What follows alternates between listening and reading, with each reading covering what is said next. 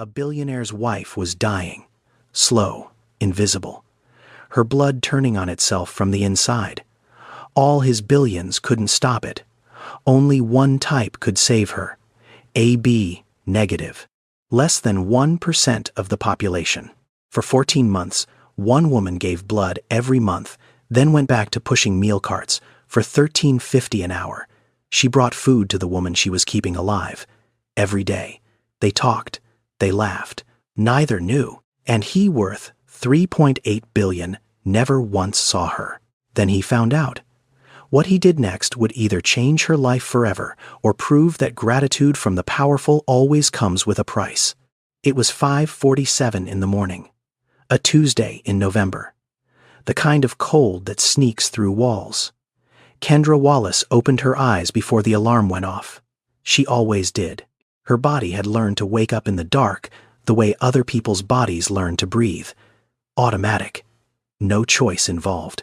Her apartment was a one-bedroom on the third floor of a building on the west side of Chicago. The walls were thin enough to hear the couple next door arguing in Spanish. The pipes groaned every time someone on the floor above flushed. The kitchen light flickered one of those long fluorescent tubes that buzzes when it is dying. It had been dying for 3 weeks. She had not replaced it because a new bulb cost $11, and $11 was not nothing. The place smelled like dish soap and old carpet and the faint sweetness of the cereal she had left in a bowl on the counter. That cereal was for Darius Wallace, 6 years old, asleep on the pull-out sofa in the living room because there was only one bedroom, and Kendra gave it to him on the nights he had nightmares, which meant she slept on the sofa most of the time, and he slept in the bed. Tonight he had fallen asleep watching cartoons on the couch, so she let him stay. She pulled the blanket up to his chin, tucked it around his shoulders the way her grandmother used to tuck it around hers. She set his breakfast on the table. A bowl, a spoon, a box of cereal, a small carton of milk. Beside it, a note written on the back of a grocery receipt. "I will be home before you wake up, baby. Love, Mama." Mrs. Dolores from the apartment downstairs would come up at 7 to walk Darius to school. Kendra paid her $40 a week in cash. It was the one expense she could not cut. She had cut everything else already. By 6:02, Kendra was pushing through the staff entrance of St. Catherine's Medical Center, badge clipped to her scrubs, hair pulled back tight, shoes that had been resoled once and were starting to separate again at the toe. Her title was dietary aide. That is the person who prepares and delivers meal trays to patients. Every tray labeled with a name, a room number, a dietary code. Low sodium, pureed, diabetic friendly. Clear liquids only. Kendra knew 47 rooms across 3 floors. She knew them the way a mail carrier knows a route. By heart, by habit, by repetition so deep it lives in your muscles. She knew that the woman in room 412 needed her food cut small because her left hand shook too much to hold a knife. She knew that the man in 521 would not eat unless someone put the tray on his right side because his left arm was hooked to an IV.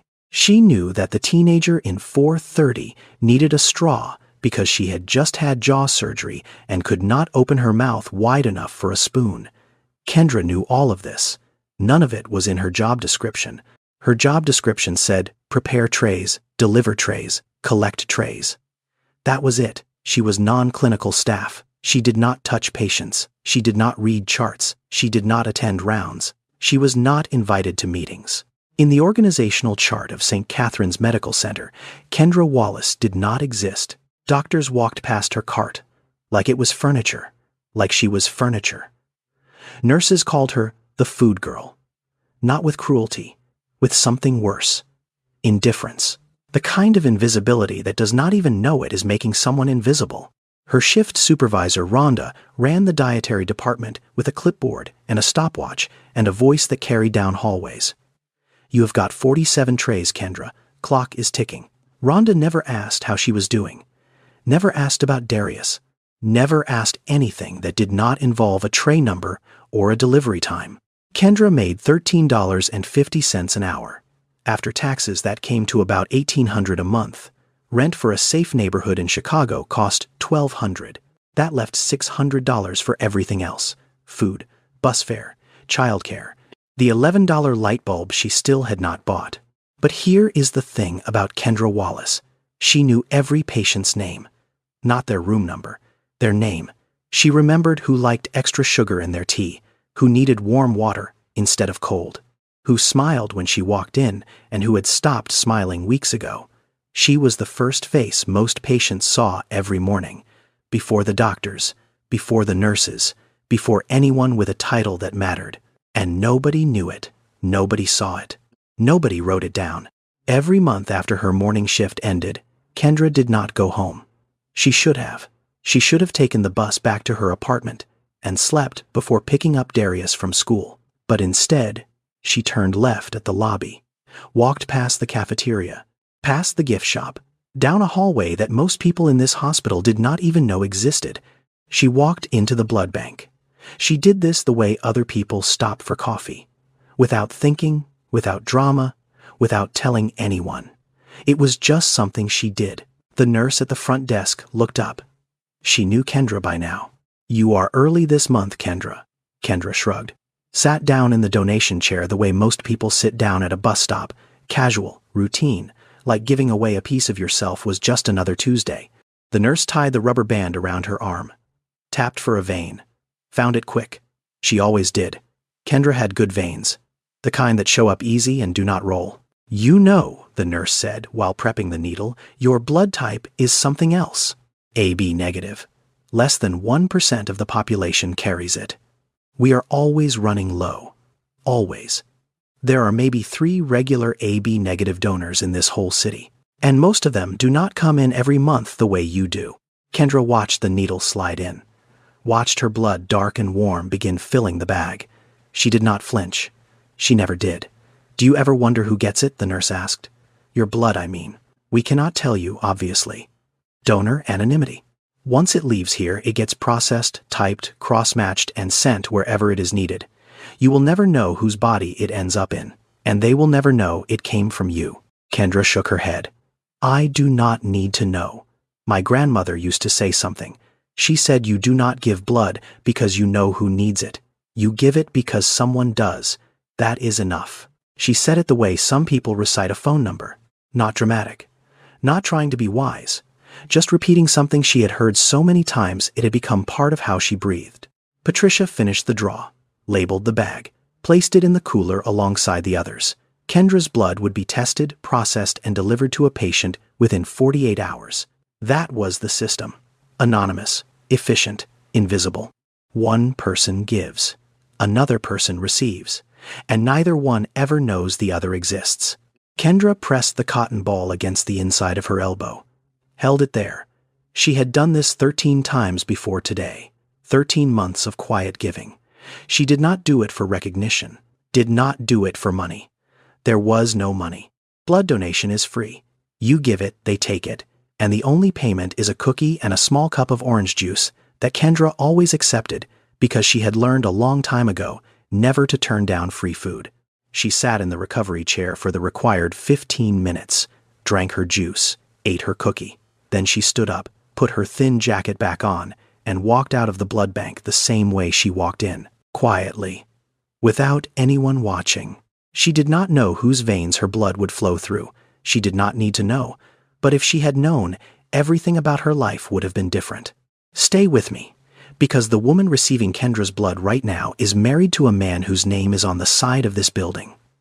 4 floors above where Kendra gave her blood every month, a different world existed. A world that smelled like fresh lilies instead of floor cleaner. A world where the hospital rooms had leather recliners and linen sheets imported from Italy and a view of Lake Michigan that most people in Chicago would never see from that angle. This was the VIP wing. And in room 618, a woman named Vivian Foster was sitting up in bed reading a novel while a bag of dark red blood dripped slowly into her left arm. Vivian was 44 years old. Before she got sick, she had been the kind of woman who filled rooms with energy. She ran a foundation that funded music programs in underserved schools across the South Side. She organized galas. She mentored teenage girls from Englewood and Auburn Gresham. She laughed loud and often and never apologized for it. Now her skin was the color of parchment. Her hair, once thick and dark, had thinned from months of treatment.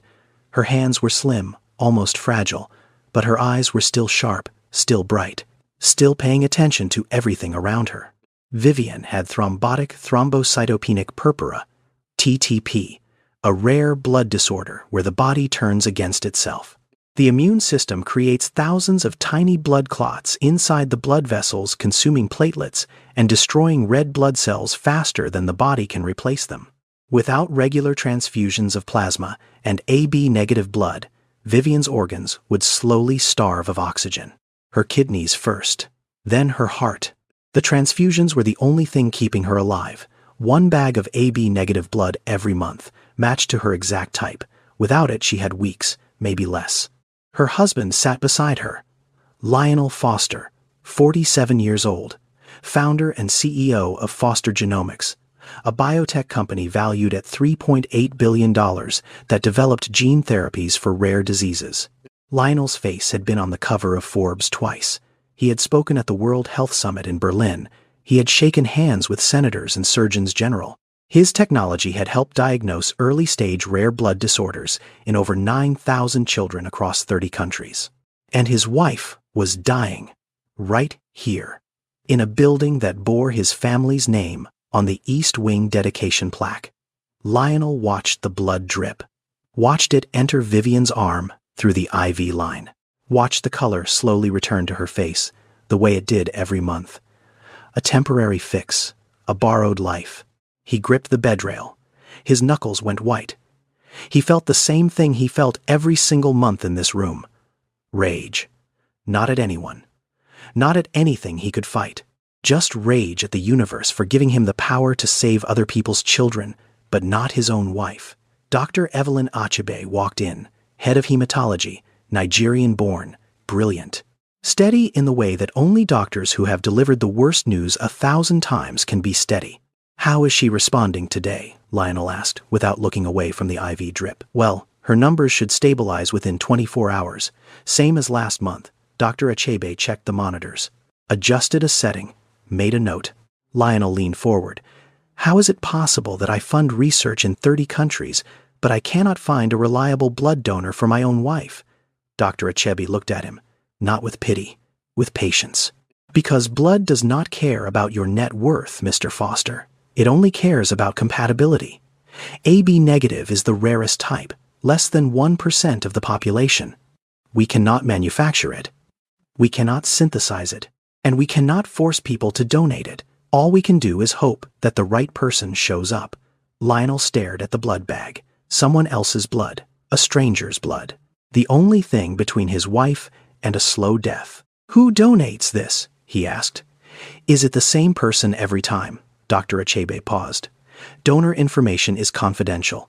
Mr. Foster, you know that. The blood bank operates on strict anonymity. I am not asking to pressure anyone. I want to thank them. I want to make sure they keep coming back. I need to know that my wife's life does not depend on some stranger deciding to skip a month." Dr. Achebe set down her chart. "I understand your concern, and I can tell you this much.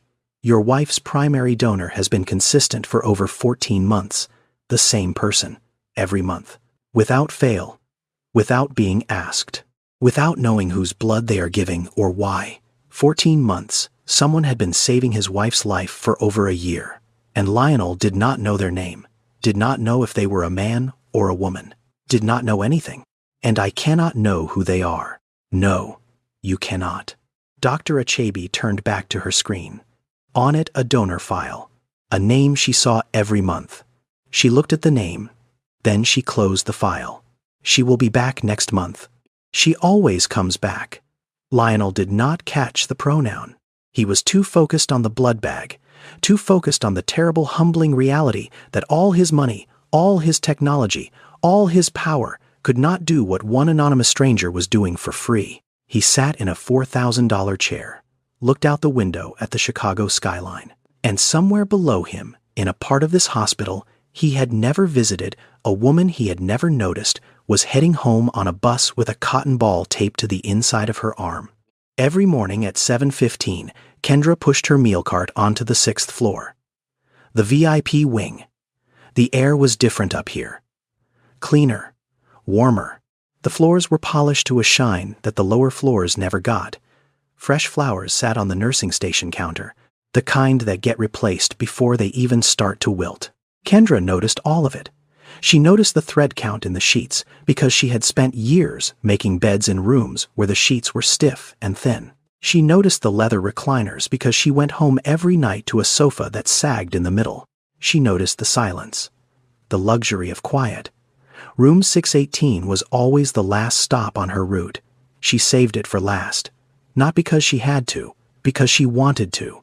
She knocked softly, pushed the door open with her hip, both hands on the tray. "Good morning, Kendra." Vivian Foster was sitting up, book on her lap, reading glasses pushed up on her forehead. She smiled when Kendra walked in. A real smile, the kind that reaches the eyes. "Good morning, Mrs. Foster. I brought your tea. Warm, not hot, just how you like it." Vivian's face softened. "You always remember. That is my job." "No, it is not," Vivian said it gently. "Your job is to bring food. Remembering how I like my tea is something else entirely." Kendra set the tray down, adjusted the napkin, placed the cup where Vivian could reach it without stretching her IV arm. These were small things. Things no one had ever asked her to do. Things no one would ever notice. But Kendra did them anyway, every single day. "How is Darius?" Vivian asked. "Did he finish that drawing he was telling me about?" Kendra blinked. Most patients did not ask about her life.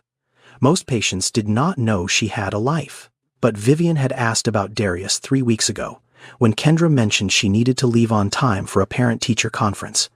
And Vivian had remembered. She kept remembering. He finished it. Drew the whole family. Me, him, and his grandma Gloria. Even though Gloria passed 4 years ago, he says she still counts. Vivian nodded. She does. People do not stop counting just because they stop breathing.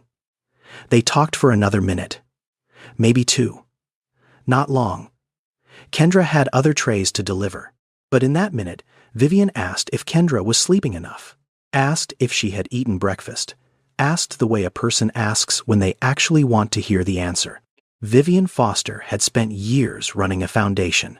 She had sat in living rooms in Englewood and Auburn Gresham and listened to single mothers talk about what it takes to hold a life together with nothing. She did not see Kendra as the food girl. She saw her as a mother who got up before dawn and showed up every single day and never complained. She saw her, and in this entire hospital, she might have been the only one who did. Kendra glanced at the IV pole beside Vivian's bed.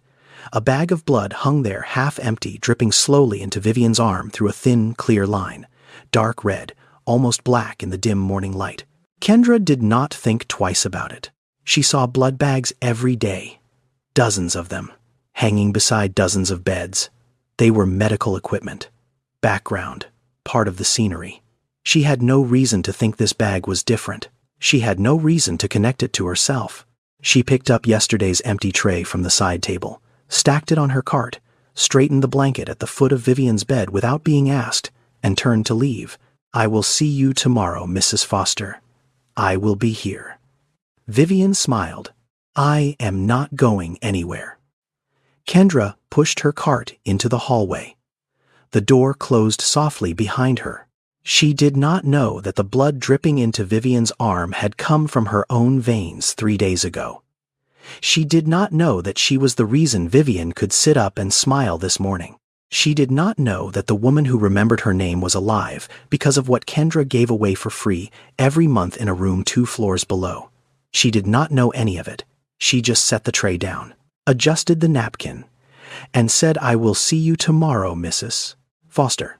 Kendra Wallace grew up on the south side of Chicago, not the version of the south side you see in headlines, the version where people go to work and come home and try to hold things together with whatever they have got, which usually is not much. She was raised by her grandmother, Gloria Wallace, a woman who stood 4 feet 11 inches tall and carried herself like she was 6 feet. Gloria worked as a nurse's aide at Mount Sinai Community Hospital for 35 years. 35 years of lifting patients twice her size. 35 years of changing wound dressings and emptying bedpans and being the first person a scared patient saw when they woke up after surgery. Gloria made $14 an hour at her peak. She never complained about it. Not once. She believed hospitals were sacred ground. She used to tell Kendra that every person who walks through those doors is at their weakest. And the way you treat someone at their weakest tells the world everything it needs to know about who you are. Gloria also taught Kendra to give blood. The first time was the week after Kendra turned 16. They went to a community blood drive at the church on 63rd Street. Kendra sat in the donation chair, with her jaw clenched and her eyes squeezed shut. She was terrified of the needle, terrified of seeing her own blood leave her body. Gloria held her hand, held it the whole time, and she said something that Kendra would carry for the rest of her life. You do not give blood because you know who needs it. You give it because someone does. That is enough. She said it simply. The way you say a thing you have said 1,000 times. Not for effect, not trying to sound wise, just stating a fact she believed the way she believed in gravity. Kendra donated every year after that, then every 6 months, then every 2 months. By the time she was 20, it was monthly. She had AB negative blood, the rarest type. The nurses at every blood bank she ever visited told her the same thing. We need you. We always need you. Kendra was smart. She graduated near the top of her class at Simeon Career Academy. She got a scholarship to the pre-nursing program at the University of Illinois, Chicago. Full ride. Books and tuition covered. Gloria cried the day the letter came, held it with both hands, and pressed it against her chest like it was something fragile. Kendra's first year was hard. The coursework was brutal, and she was the only one in her study group who worked weekends to cover living expenses. But she made it. Second year, she hit her stride. Top of the class in anatomy. Her clinical instructor told her she had the best instincts in the cohort. She could read a patient's face before she read their chart. She was going to be a nurse, a registered nurse. And after that, maybe a nurse practitioner. She could see it. She could taste it. The white coat, the badge with her name and the letters after it. The ability to walk into a room and not just comfort a patient, but treat them. Then, Gloria died. Complications from type 2 diabetes. A blood sugar crash in the middle of the night. Nobody found her until morning. She was 68 years old. She died in the apartment where she had raised Kendra in the bed she had slept in for 40 years alone. Kendra was 22. She buried her grandmother with money she did not have, took out a loan she could not afford, went back to class 2 days later because Gloria would have wanted her to. 7 months after that, Kendra found out she was pregnant. The father, a man she had been seeing for a year, a man who said he loved her, a man who talked about the future like it was something they would build together, disappeared. Not slowly, not with a fight, just gone. Phone disconnected. Apartment cleared out. Like he had never existed. Kendra was 6 months pregnant. No family, no savings. No one to call at 2 in the morning when the fear was so big it felt like drowning. She did the math. She sat on the floor of her dorm room with a calculator and a stack of bills, and she did the math. Tuition plus living expenses plus a baby. The numbers did not work. They could not work. Not without Gloria. Not without help. Not alone. She dropped out 3 semesters before finishing. 3 semesters away from becoming a registered nurse. 3 semesters away from the white coat and the badge. Instead, she got a dietary aid certification. 6 weeks of training. Because hospitals were always hiring. Because the pay was enough to cover rent if she ate 1 meal a day. And because it kept her inside a hospital. Not as a nurse, not as a healer, but close enough to touch healing even if she could not practice it. Some people would have been bitter. Some people would have spent every shift staring at the nursing students in the hallway and feeling the loss like a knife. Kendra felt it. She felt it every single day. Every time a young resident walked past her in a white coat. Every time she heard a nurse explain a diagnosis to a patient's family. Every time she stood in the elevator next to someone who was becoming the thing she was supposed to become. But Gloria had taught her something that kept the bitterness from taking root. When you cannot heal with your hands, you heal some other way. With presence, with kindness, with blood. So Kendra kept showing up, kept delivering trays, kept remembering names, kept donating every month. And she raised Darius alone in a one-bedroom apartment on the west side of Chicago and never once told anyone at that hospital what she had given up to be there. Kendra got home that Tuesday at 3:15 in the afternoon. She could hear the television through the door before she opened it. Cartoons. The volume slightly too loud. That meant Darius had the apartment to himself. Mrs. Dolores downstairs always turned the volume down. She opened the door. Darius was on the floor, belly down, elbows propping up his chin, a box of crayons scattered around him like confetti. He was drawing. "Hey, baby. How was school?" Darius did not look up. "Good. I am drawing." Kendra dropped her bag by the door, kicked off her shoes. Her feet were swollen. They always were by 3. She sat down on the floor next to him, crossed her legs, leaned over to see what he was making. "What are you drawing?" Darius held it up. Crayon on printer paper. The kind of art only a 6-year-old can make. Bright colors. No sense of proportion. Full of meaning. "This is you, Mama. At the hospital. You are giving food to the sick people so they get better." Kendra looked at the drawing. He had drawn her big. Bigger than the building. Bigger than the beds. Bigger than the doctors. In his picture, she was the largest person in the hospital. She was holding a tray with both hands and smiling. In the real world, Kendra was invisible inside that building. In her son's world, she was the biggest thing in it. She held the drawing and something moved in her chest. Something warm. Something that hurt. "That is beautiful, baby. Can I keep it?" "You can put it on the fridge." She put it on the fridge, right next to last month's drawing of a dinosaur eating a pizza. She stood there looking at both of them for a moment longer than she needed to. Then the moment passed, and the math came back. Darius had been diagnosed 4 months ago. Chronic otitis media, a persistent middle ear infection that had caused damage to his eardrum. The doctor, an ENT specialist at Rush University Medical Center, had explained it clearly. Darius was losing hearing in his left ear. Not the gradual kind, the kind that gets worse with every infection. And the infections were not stopping. He needed surgery. A tympanoplasty. A procedure to repair the eardrum and restore hearing before the damage became permanent. Without it, the doctor said he would lose hearing in that ear within a year, maybe sooner. The surgery cost between $15,000 and $20,000. Kendra's insurance through the hospital was the cheapest plan available. High deductible, low coverage. The kind of insurance that existed on paper, but disappeared when you actually needed it. She had called the billing department at Rush twice. Asked about payment plans, asked about charity care, asked about financial hardship programs. Every answer came back the same way. "We can help, but you need to pay first. Then, we can help with the rest." That night, after Darius fell asleep on the couch with his mouth open and his crayon still in his hand, Kendra sat at the kitchen table, calculator in front of her, a legal pad, a pen. $1,800 a month. That was her take-home, minus $1,200 for rent, minus $160 for Mrs. Dolores, minus $90 for the bus pass, minus $200 for groceries, and that was if she only bought the basics: rice, beans, cereal, milk for Darius, nothing for herself most days. That left $150. $150 a month. She needed $15,000. She had $340 in savings.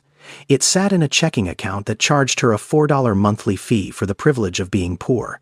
Kendra stared at the numbers, ran them again, changed to nothing. Ran them a third time like the math might somehow come out different if she wanted it badly enough. It did not. She put the calculator down, walked to the couch, looked at Darius sleeping. His left ear, the one that was slowly going silent, was pressed against the pillow. His chest rose and fell. Steady, easy. The way only children breathe. She made a promise, not out loud. Inside, where promises are heavier, you will not lose your hearing. I will find a way. I always find a way. But that night, for the first time in her life, she did not know what way to find. She turned off the light, lay down on her bed, stared at the ceiling. 4 floors above the room where she gave her blood, every month a woman was sleeping in a hospital bed with imported Italian linen. That woman's husband could buy the entire hospital and still have enough left over to buy 2 more. And Kendra Wallace, the woman keeping that patient alive, did not have enough money to fix her son's ear. Nobody told her those two facts were connected. Nobody had to. If you are already invested in this story, subscribe now and turn on notifications, because what is about to happen between Kendra and the woman in room 618 will break your heart in the best way possible. The next morning, Vivian asked about Darius again. Kendra was setting down the breakfast tray. Warm tea, not hot, scrambled eggs, dry toast. She had the order memorized. She always did. "How is that boy of yours?" Vivian asked. She was sitting up today.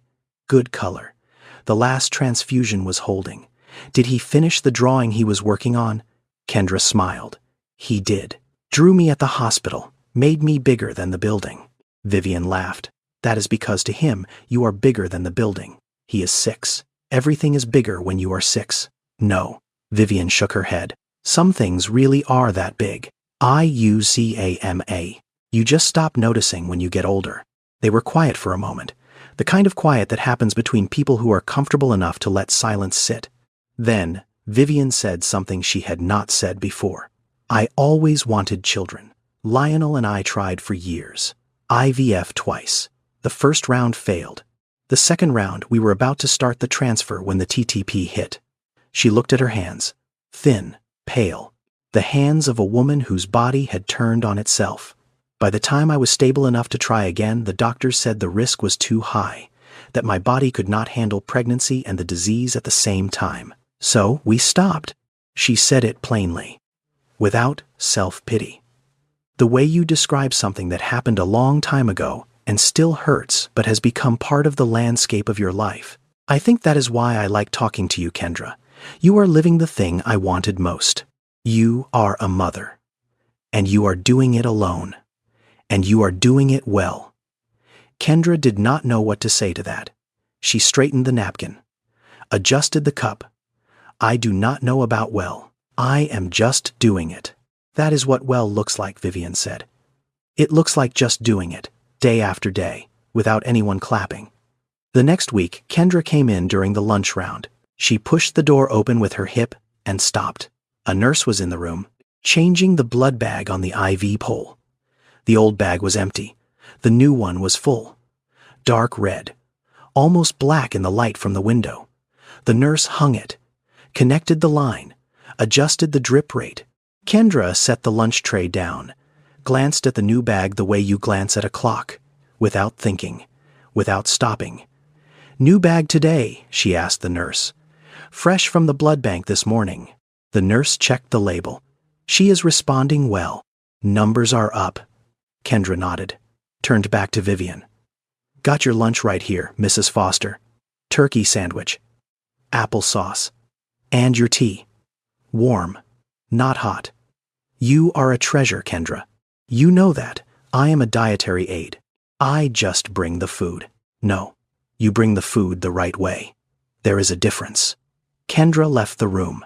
She did not look back at the blood bag. She had no reason to. She saw dozens of them every day hanging beside dozens of beds. They were medical equipment. Background.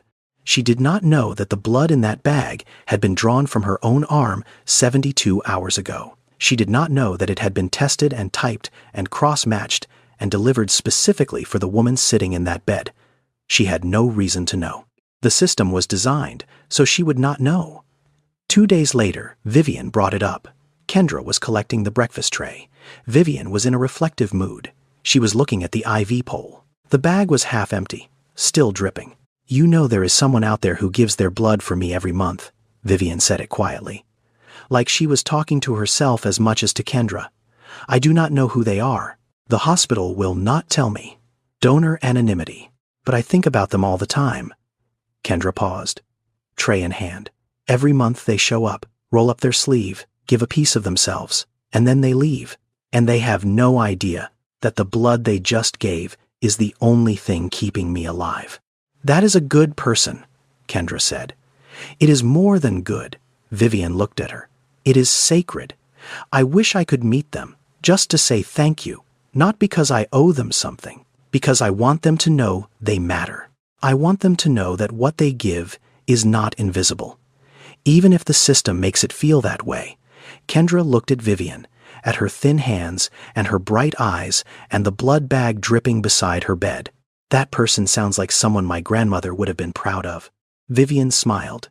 I think your grandmother and I would have gotten along. Kendra picked up the tray, pushed her cart toward the door. I will see you tomorrow, Mrs. Foster. I will be here. Kendra walked into the hallway. The door closed softly behind her. She did not know that Vivian had been talking about her. She did not know that the blood bag she had glanced at without thinking had come from her own veins 72 hours before. She did not know that the woman who asked about Darius every morning and remembered her tea order and called her a treasure was alive because of what Kendra gave away for free in a room 2 floors below. She did not know any of it. She just knew that Vivian Foster was the only person in this entire hospital who remembered her name. The next morning, Lionel Foster was in Dr. Achebe's office before she had finished her coffee. The cup was still steaming on her desk. She had not even sat down. I need to know who the donor is. He said it the way a man says it when he is used to getting what he asks for. The way a man says it when his name is on a dedication plaque in the lobby and his foundation funds the research wing. Dr. Achebe set her bag down slowly, sat in her chair, looked at him the way she looked at everyone. Steady, measured, without being impressed. You know I cannot do that, Mr. Foster. My wife almost died last month. She almost died because her platelet count collapsed between transfusions. And you are telling me there is one person, one single person in this entire city who has been keeping her alive for 14 months. And I am not allowed to know their name. That is exactly what I am telling you.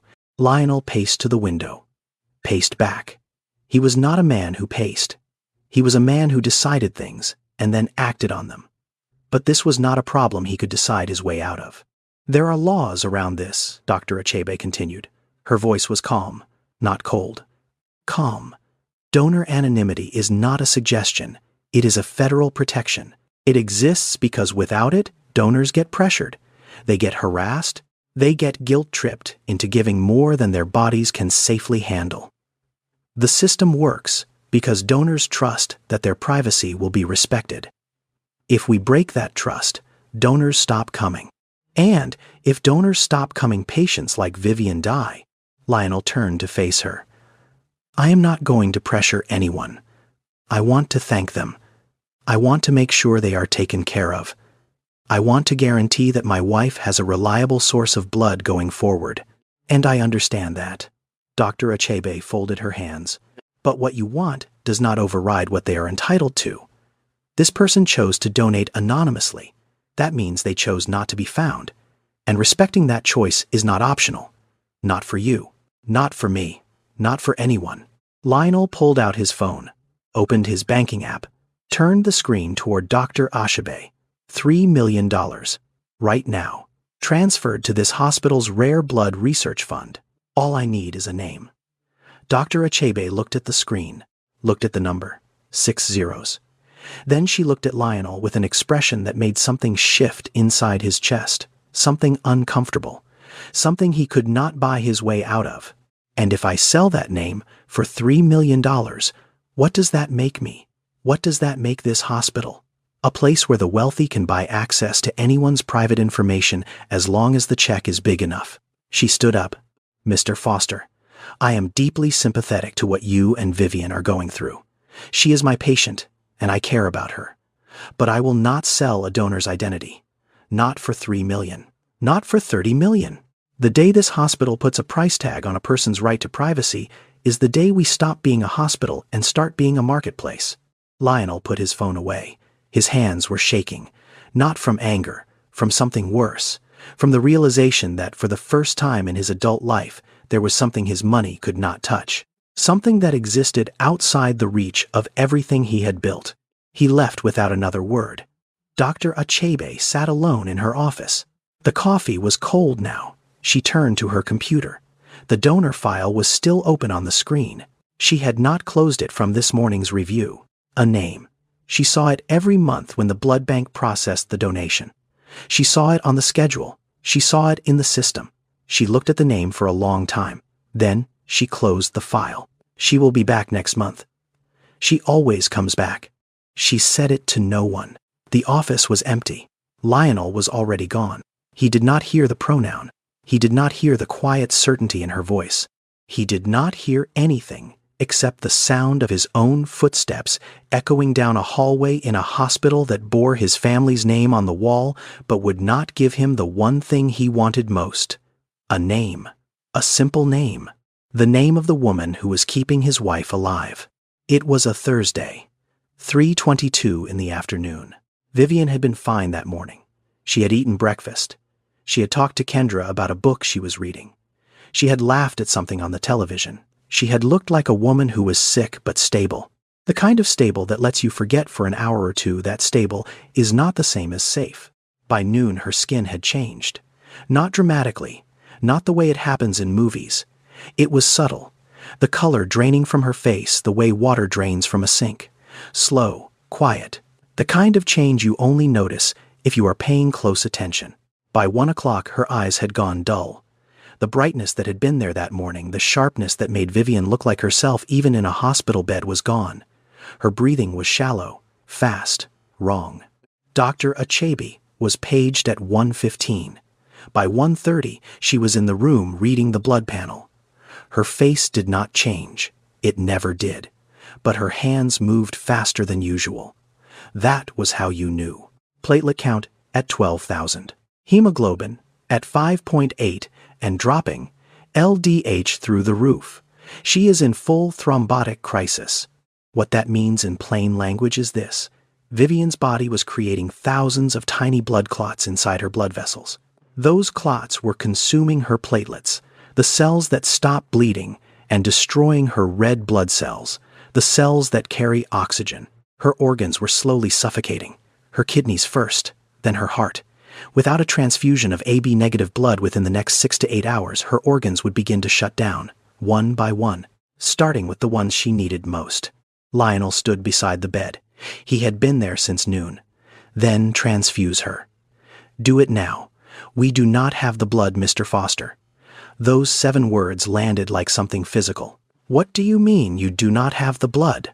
AB negative is the rarest blood type in the country. Less than 1% of Americans carry it. The national supply is critically low right now, especially for rare types. We have contacted every regional blood bank within 200 miles. Nobody has AB negative in stock. Nobody. Lionel stared at her. This is a $400 million hospital. You are telling me you cannot find 1 bag of blood. I am telling you that money cannot manufacture blood that does not exist. Dr. Achebe's voice was steady, but her eyes were not.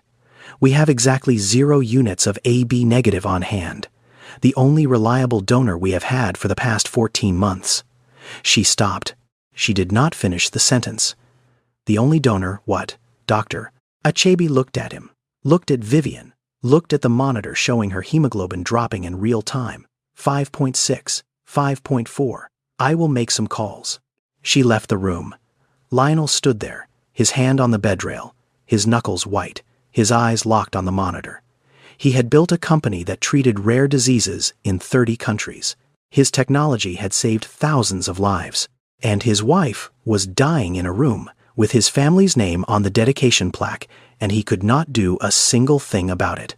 The number on the screen dropped again, 5.2. He did not move. He could not move. Dr. Achebe walked to her office, closed the door. She knew there was one person who could help. One donor. The only AB negative regular they had. But that donor had given blood 3 weeks ago. The guidelines say 56 days between donations. It had been 21. Drawing her now would be early. Too early. Dangerous. She could not ask. She could not call. The donor did not even know whose blood she had been giving. But Dr. Achebe also knew something else. She knew that if that woman found out there was a patient dying for lack of AB negative blood, she would come. She would not need to be asked. She would just come. Because that is who she was. What doctor? Achebe did next would put 2 women's lives on a collision course, and only one of them knew it. Kendra heard about it at 4:47 that afternoon. She was on the 4th floor, pushing her cart through the east corridor, collecting dinner trays when 2 nurses came around the corner.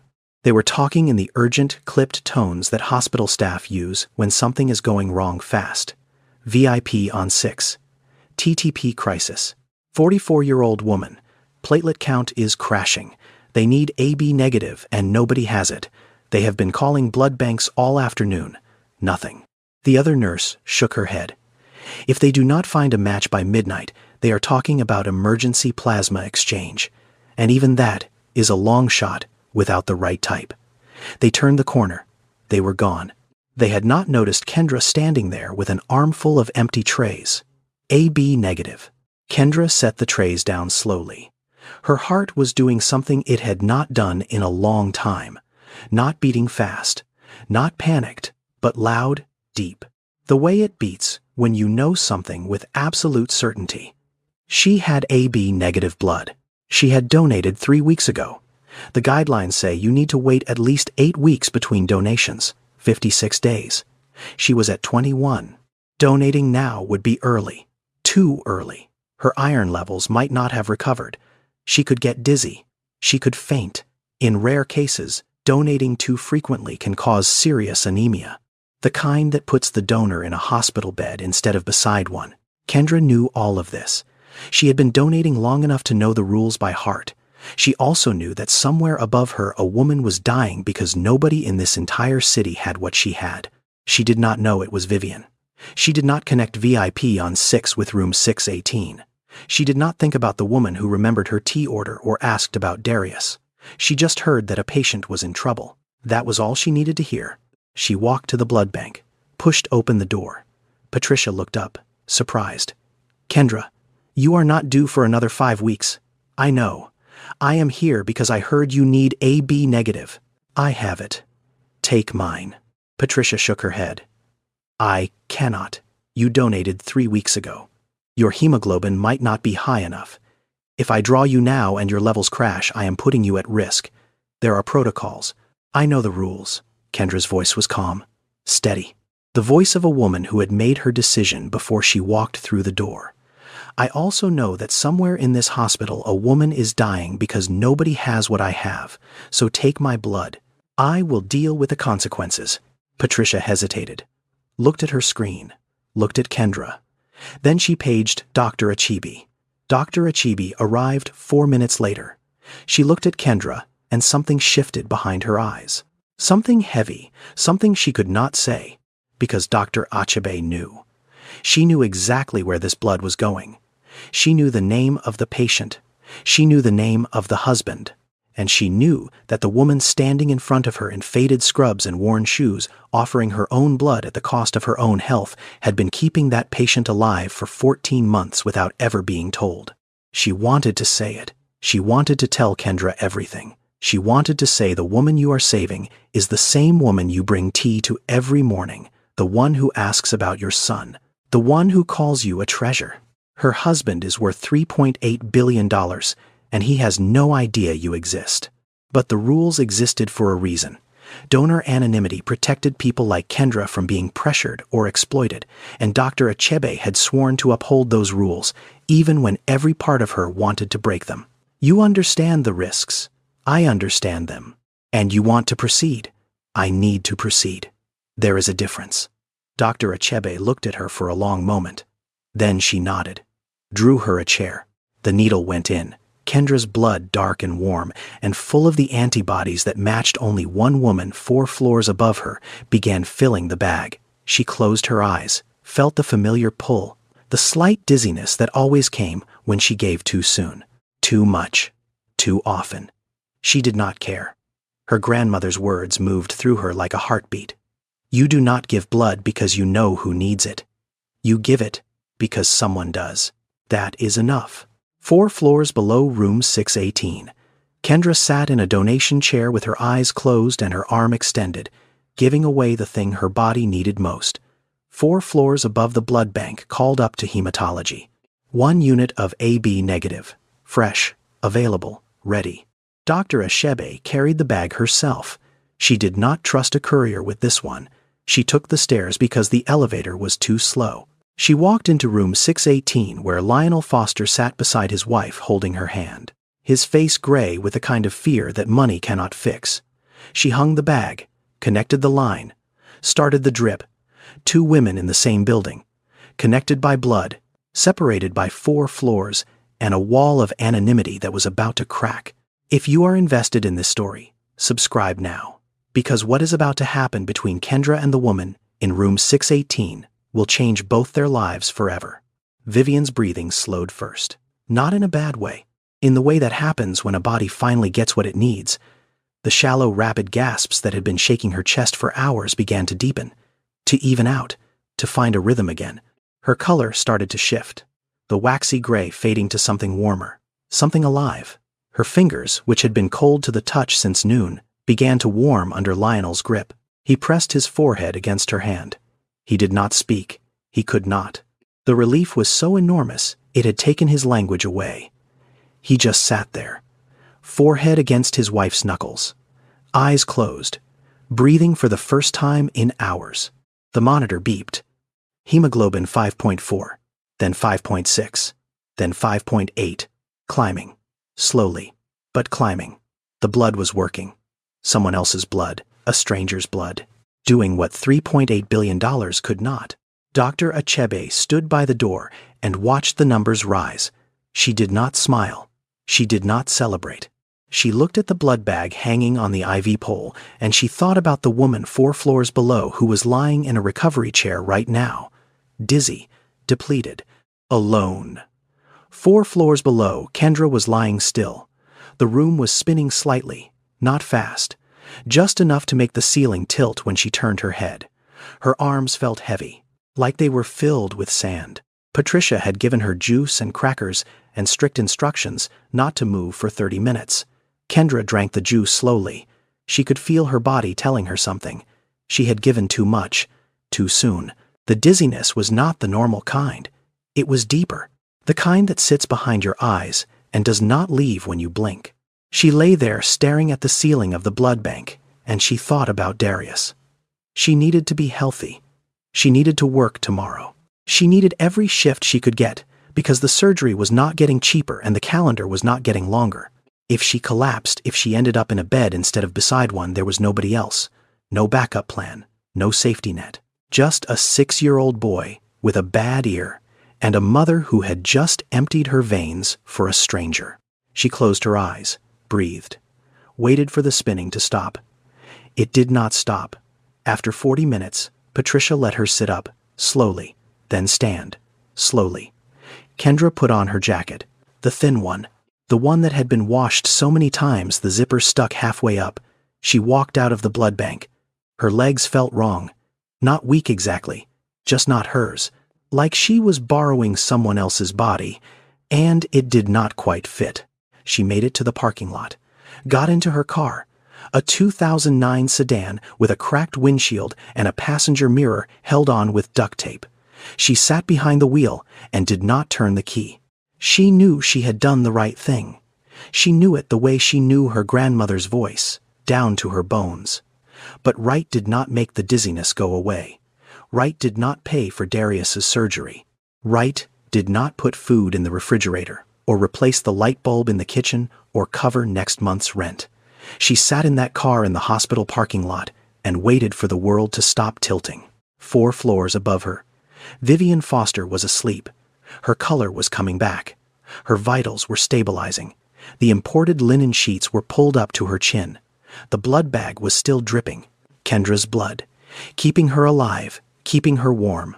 And Kendra was sitting in a cold car with the engine off, waiting to stop being dizzy so she could drive home to a 6-year-old boy who needed an $18,000 surgery she could not afford. One woman asleep in linen. One woman shaking in a parking lot. Both alive because of the same blood. Neither one knew it. The call came on a Wednesday afternoon. Kendra was on her lunch break, which was not really a break. It was 15 minutes in the staff hallway, eating a granola bar she had brought from home, because the cafeteria charged $6 for a sandwich, and $6 was not something she spent on herself. Her phone buzzed. A number she recognized. The ENT clinic at Rush. The doctor was kind. He was always kind. But kind does not change the math. Darius's hearing loss was progressing. The infection had damaged the eardrum beyond what antibiotics could repair. He needed surgery. a tympanoplasty. And he needed it within 2 months. Not 6, not 8, 2. After that, the damage would become permanent. The cost, $18,000 out of pocket. The hospital had a financial assistance program, but the waiting list was 8 to 12 months long. Darius did not have 8 months. His eardrum did not care about waiting lists. Kendra stood in that hallway with the phone pressed to her ear and did not say anything for a long time. She thanked the doctor. She hung up. She put the phone in her pocket. She finished her granola bar. She went back to work. That is what people do when the weight gets heavier. They do not stop. They just carry it quieter. But that night, the weight found her. She was sitting on the floor next to Darius. He was drawing again. This time, it was a picture of the two of them on a bus. He drew the bus yellow, even though Chicago buses are not yellow. He drew Kendra holding his hand. He drew himself with a big smile. "Mama, why do you go to the blood room every month?" Kendra looked at him. He had overheard her talking to Patricia on the phone last week. She had not realized he was listening. Children always listen when you think they are not, because there are people who need it. And I have the kind that is hard to find. Does it hurt? A little. Then why do you do it if it hurts? Kendra was quiet for a moment. She looked at his drawing, at the yellow bus, and the big smile, and the two of them holding hands. She thought about her grandmother sitting beside her in that church on 63rd Street, holding her hand while the needle went in. Because Grandma Gloria used to say that the things that matter most always cost you something. Darius thought about this, the way 6-year-olds think about things, seriously, without pretending to understand more than they do. Like how it costs you being tired. Yeah, baby, like that. He went back to drawing. Kendra watched him. His left ear, the one that was going silent, was turned toward her. She wondered if he had heard everything she just said. She wondered how many of her words were already lost in the space between his ear and his brain. She put him to bed at 8:30, read him a story, tucked the blanket the way Gloria used to tuck it, turned off the light. Then she went to the kitchen. And she fell apart. It was 2:30 in the morning. The apartment was dark, except for the light above the stove, the one that worked, the one she left on, because Darius was afraid of the dark, and the glow reached just far enough down the hallway to touch his door. Kendra sat at the table. She did not sit in a chair. She sat on the floor with her back against the cabinet and her knees pulled up, and she cried. Not the quiet kind. Not the kind you do when you are trying to hold it together. The ugly kind. The kind where your whole body shakes and you cannot breathe, and you press your face into your hands and you make sounds that do not belong in a language. She cried because she was broke. Because her son needed surgery she could not afford. Because she was exhausted. Because her iron levels were low and her body was telling her she had given too much too soon and she was still going to give again next month because that is who she was. She cried because she had donated her blood 14 times in 14 months and not one person in the world knew. Not one person had ever said thank you. And she did not want to be thanked. She had never wanted that. But she also did not want to be invisible anymore. And she hated herself for wanting that. Because wanting to be seen felt like it cheapened the giving, like it turned something sacred into something selfish. She cried at 2:30 in the morning in a small kitchen, and nobody heard her. Nobody ever heard her. When she was done, she wiped her face with the back of her hand, blew her nose on a paper towel, drank a glass of water from the tap. She was not going to stop donating. She knew that. She had known it before she started crying. The crying was not about deciding. It was about feeling the cost of a decision she had already made. She would find another way for Darius. She always found a way. It was never easy. It was never clean. But she always found one. She stood up, turned off the stove light, walked to her bedroom, lay down. She did not sleep. This story is about to take a turn that will change everything. Subscribe now and turn on notifications so you do not miss what happens next. It was 1:13 in the morning when Lionel Foster's world cracked open. He had come to the hospital because he could not sleep. He had been doing this more often since the crisis, driving to St. Catherine's in the middle of the night, sitting beside Vivian, watching her breathe, counting the rises and falls of her chest, convincing himself she was still there. He was walking from the elevator toward the VIP wing when he passed the blood bank. The door was ajar. The hallway was empty. 2 nurses inside were talking. He would not have stopped. He would not have listened. But one of them said a name that caught his ear. Kendra Wallace came in again during the emergency last week. AB negative. She donated early. Only 3 weeks since her last draw. Put herself at risk. That woman has been the only reason the foster patient is still here. 14 months, same donor. Every single time. The other nurse shook her head. And she has no idea. Does not know who gets her blood. Does not know it is Vivian Foster. Just shows up every month like clockwork. Never asks a question. Lionel stopped walking. His feet would not move. His heart was beating so loud he was sure the nurses could hear it through the wall. Kendra Wallace, AB negative, 14 months. The foster patient, his wife. His wife's blood, his wife's life. A woman named Kendra. A dietary aide. The name on a badge he had glanced at and never read. The face he had passed in hallways without registering. The woman with the meal cart who was always there. The woman Vivian talked about with warmth. The dietary aide who remembers my tea. Lionel walked away from the blood bank. Slowly, quietly. His hands were trembling. He went downstairs. Followed the sound of wheels on tile. The squeak of a cart being pushed through an empty corridor. He found her on the 3rd floor, East Wing. Kendra was in an empty patient room, collecting trays from the late dinner service, wiping down the bedside table. Overtime work, the kind she picked up whenever she could, because every extra hour was another $12 towards something she could not afford.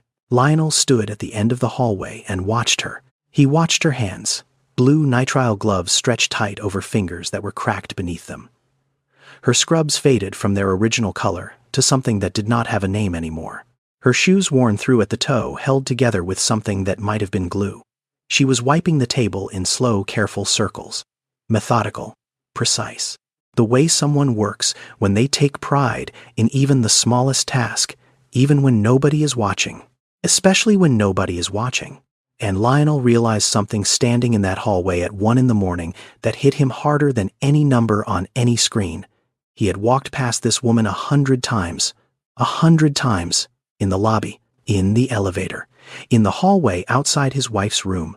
He had looked through her the way you look through glass. She was background. She was furniture. She was nobody. And she was the reason his wife was alive. He thought about what he had said to Dr. Achebe. $3 million. $3 million for a name. And here was the name. Here was the person, on her knees, wiping down a table in an empty room for $13.50 an hour. And she had been giving away her own blood for free every month for 14 months to keep his wife breathing. He stood there for a long time. He did not speak. He did not approach her.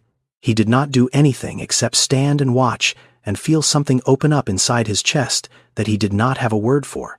Something between shame and gratitude and awe, and the terrible realization that the most important person in his wife's life had been invisible to him for over a year.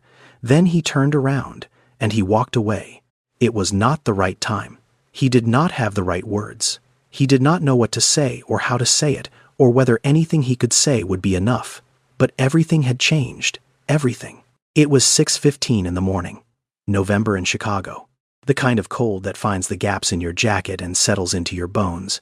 The sky was still dark. The parking lot lights cast long yellow pools on the asphalt. Kendra walked out of the hospital the same way she always did. Head down, thin jacket pulled tight, bag over one shoulder. Moving fast because the bus came at 6:25, and if she missed it, she would have to wait 40 minutes for the next one. She did not see the man leaning against the black car near the east exit. She would not have recognized him if she had. Lionel Foster was not someone whose face she had ever had reason to learn. "Excuse me." Kendra stopped, turned, looked at the man. Expensive coat, tired eyes. Hands in his pockets. He did not look dangerous. He looked like a man who had not slept in days. "Can I help you? Are you Kendra?" Kendra Wallace. Something tightened in her chest. When strangers know your full name, it is rarely good news. "Yes." "Who are you?" Lionel did not answer the question. Not yet. Instead he asked one. "Why do you do it? Donate blood every month." "For over a year." Why? The tightness in her chest turned cold. How do you know about that? Please. Lionel's voice was quiet, almost careful, like a man handling something fragile. I am not here to cause trouble. I just need to understand. Why do you do it? Kendra studied his face. She was good at reading people. You learn that when you spend your days delivering meals to people who cannot always tell you what they need. This man was not threatening. He was something else. He was barely holding himself together. Because I can. She said it simply. I have a rare blood type. AB negative. There are not many of us, and people die when the supply runs out. So I show up. That is all. That is all.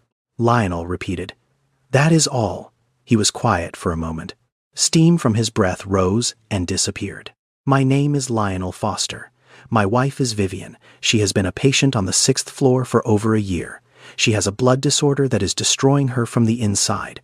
Without regular transfusions, she dies. And the only blood type that matches hers is AB negative. Kendra felt the ground shift under her feet. For 14 months, Lionel continued, one person has been keeping my wife alive. One donor. The same person, every single month. Anonymous, consistent, never missed once. The hospital would not tell me who. He looked at her. It is you, Kendra. You are the one. The parking lot was very quiet. A car passed on the street. Somewhere a bird called out in the dark. Your wife, Kendra said. What room is she in? 618, 6th floor, VIP wing. She felt something crack open inside her chest. Not break, crack open.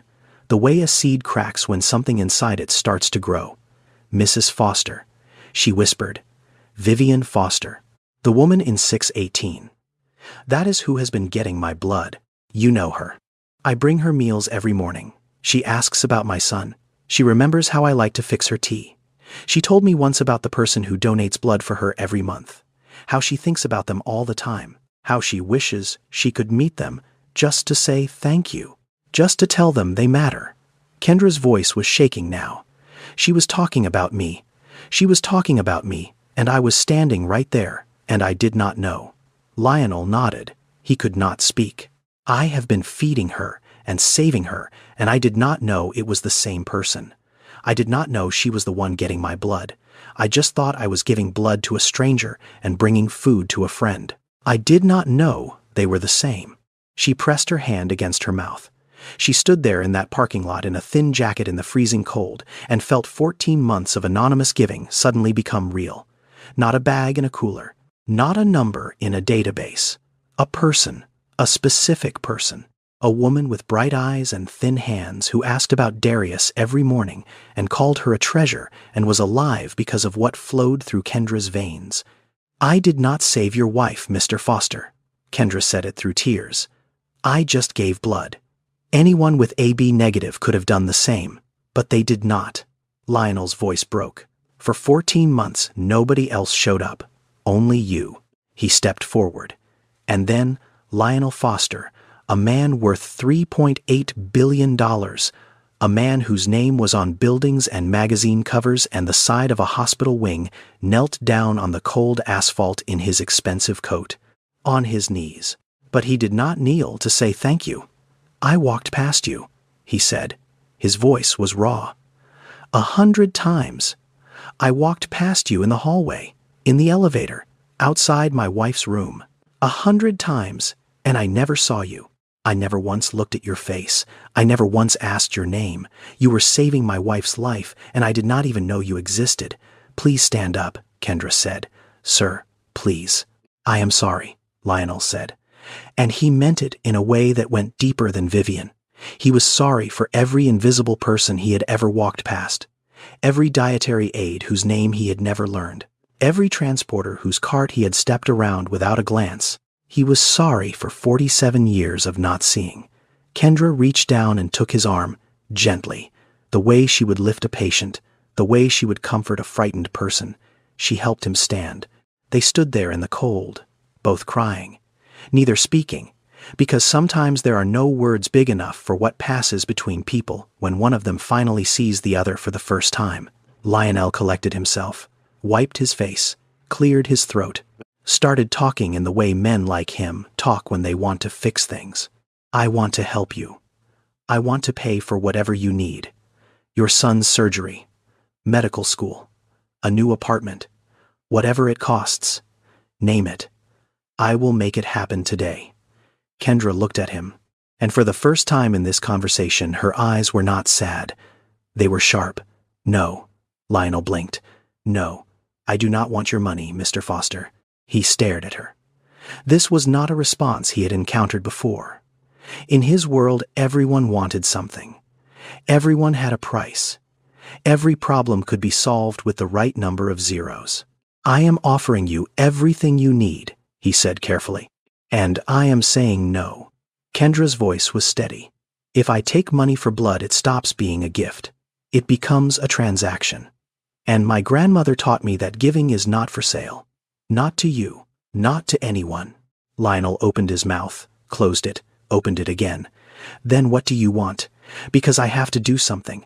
I cannot just walk away from this and pretend you are not the reason my wife is alive. Kendra was quiet for a moment. She looked at the hospital behind her, at the building she entered every morning and left every afternoon, at the place where she pushed carts and delivered trays, and was never once seen by the people who ran it. You want to thank me, she said. Then change how your hospital treats people like me, not just me. Every dietary aide, every transporter, every housekeeper. Every person who shows up before the doctors and leaves after the nurses and never gets a living wage, never gets seen, never gets thanked. She met his eyes. You built a company that heals with technology. That is wonderful. But there are people in this building right now healing with their bare hands for $13.50 an hour, and nobody knows their names. You want to do something. Start there. Lionel stood in the cold, looking at a woman who had just turned down more money than she would make in a lifetime. A woman who did not want his gratitude. She wanted justice. Not for herself, for everyone like her. And for the first time in a very long time, Lionel Foster felt small. Not in a bad way. In the way you feel small when you stand in front of something bigger than yourself and realize you have a lot of growing to do. Lionel brought Kendra to the 6th floor the next afternoon. She had changed out of her scrubs, put on the nicest clothes she owned. A sweater her grandmother had given her years ago, dark green, soft. The kind of sweater you keep even when the elbows start to thin because it still smells like the person who gave it to you. She felt out of place in the VIP wing. She always did. But today was different. Today she was not here to deliver food. Lionel opened the door to room 618. Vivian was sitting up in bed, reading. Her color was good today. The last transfusion was holding. She looked up when the door opened, and her face shifted through 3 expressions in the space of a second. Surprise, confusion, then something deeper. Kendra, you are here in your regular clothes. What is going on? Kendra stood in the doorway. She looked at Vivian. She looked at the IV pole beside the bed, at the blood bag hanging there, half empty, still dripping. She had seen that bag 100 times and never thought twice. Now she understood what it was, where it came from, whose veins had filled it. Vivian looked at Lionel, looked at Kendra, looked at the blood bag, and she knew, it is you. You are the donor. The room went very quiet. I said I wanted to meet you. Vivian's voice was breaking. I said I wanted to say thank you. And you were here the whole time, every single morning, bringing me tea. Kendra crossed the room, sat in the chair beside the bed. The same chair she had never sat in before because sitting was not part of her job description. I did not know Mrs. Foster. I swear I did not know. Vivian reached out and took her hand, held it tight. The way you hold something you are afraid might disappear. That is what makes it matter. You did not do it for me. You did it for a stranger. And the stranger was me. They sat there, holding hands. The dietary aide and the billionaire's wife, the donor and the patient. 2 women who had been connected by blood for 14 months and never knew it. Vivian looked at the blood bag one more time. Then she looked at Kendra. You kept me alive so I could sit here and hold your hand. Do you understand that? Every morning you walked in with a tray and a smile. And you had already given me the most important thing anyone has ever given me. And you did not even know. Kendra could not speak. She just held Vivian's hand tighter. It took Lionel 3 weeks. 3 weeks of meetings and phone calls and lawyers and hospital board conversations that ranged from polite to heated. But Lionel Foster was very good at getting things done when he decided something needed to happen. The first thing he did was fund the Invisible Hands Initiative, a program for every non-clinical support worker at St. Catherine's. Dietary aides, CNAs, transporters, housekeeping, environmental services. Every person who touched patients daily and made less than $17 an hour. The program included a $3.50 per hour raise across the board. A professional development fund covering certifications and continuing education. And a medical assistance program for the families of support staff covering procedures and treatments that fell through the gaps in their insurance. Darius Wallace had his tympanoplasty 6 weeks later. The surgery was covered entirely through the Invisible Hands Medical Assistance Fund, not Lionel's personal check. The system. The same system Kendra had asked him to fix, the system she had fixed by asking. The second thing Lionel did was create the Gloria Wallace Healthcare Scholarship, named after a woman he had never met. A nurse's aide who worked 35 years in a community hospital and taught her granddaughter that hospitals are sacred ground. The scholarship was funded with an initial endowment of $8 million, open to any support staff worker in any hospital who wanted to pursue medical education. Full tuition, full stipend, no strings. Kendra applied without knowing who funded it. The letter came from the hospital's education office. Formal, official, no mention of Lionel Foster. She read it 3 times before she believed it. And there was something else.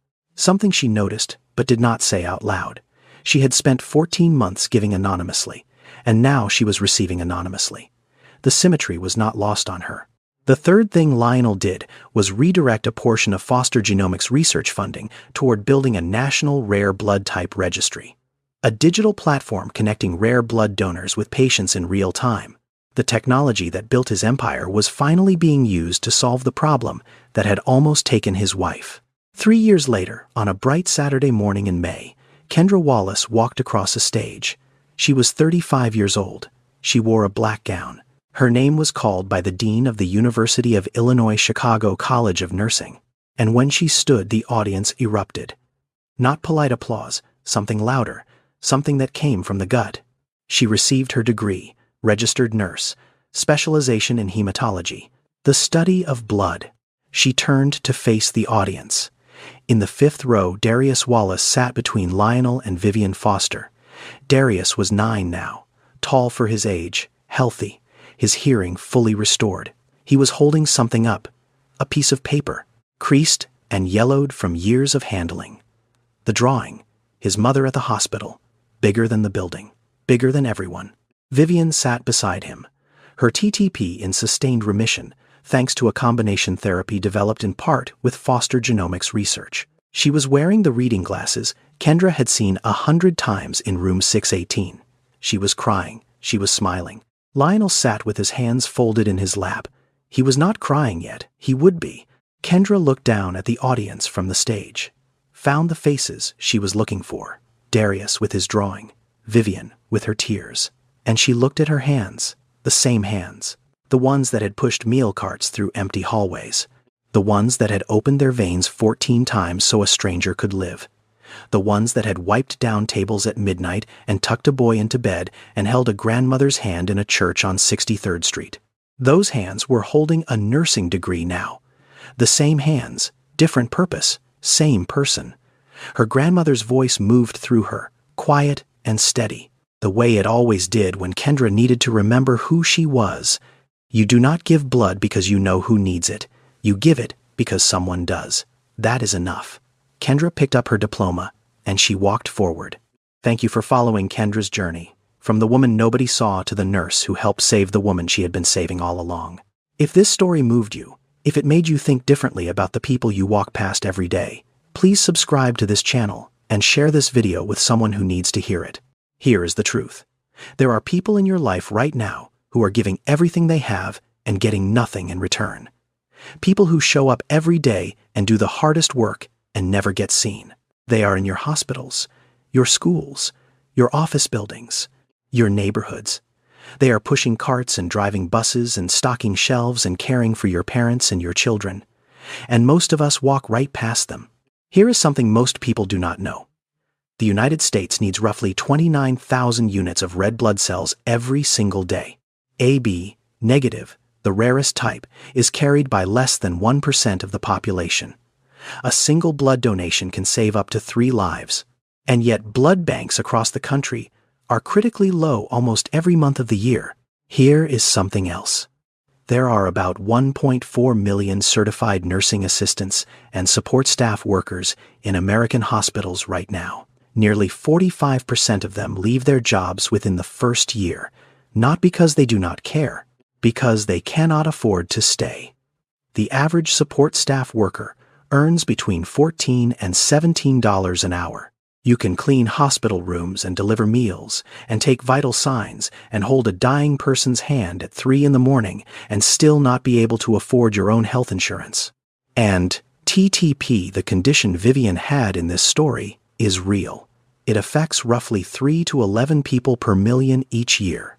It is rare, it is serious, and without treatment, it can be fatal. Now let me be honest with you. This story is fiction. But the emotions are real. The statistics are real. The people who show up every day and give without recognition, they are real. I wrote this story because I believe the people we walk past every day deserve to be seen. If even one person watches this and decides to donate blood or learns the name of the person who delivers their hospital meals, then this story did what it was meant to do. So I have 2 questions for you. When was the last time you donated blood? And who is someone in your daily life that you walk past without truly seeing? Leave your answers in the comments. Share this video with someone who gives without being seen. And if you have a rare blood type, please consider becoming a regular donor. You might be the only match for someone who is counting on you right now and does not even know your name.